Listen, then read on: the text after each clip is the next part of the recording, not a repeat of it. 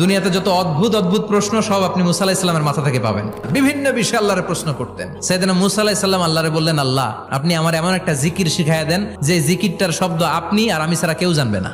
দিনে রাতে সব সময় এই জিকির আমি করব, আপনারে ডাকবো, কিন্তু শর্ত হলো এই জিকিরটা জানবে শুধু আপনি আর জানবো শুধু আমি। আল্লাহ বললেন, মুসা পড়ো লা ইলাহা ইল্লাল্লাহ। মুসা আলাইহিস সালাম কয়, মাবুদ এটা তো জাতীয় জিকির, সবাই জানে। আমি তো চাইছি এক্সেলেন্ট একটা জিকির, কারো কাছে নাই, শুধু আমি জানবো আর আমি পড়বো।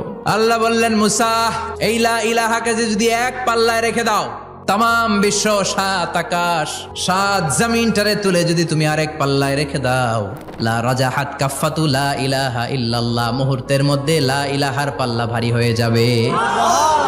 ও মুসা, তুমি যতই এক্সক্লুসিভ জিকির চাও, লা ইলাহার চেয়ে দামি জিকির আমার কাছে নাই।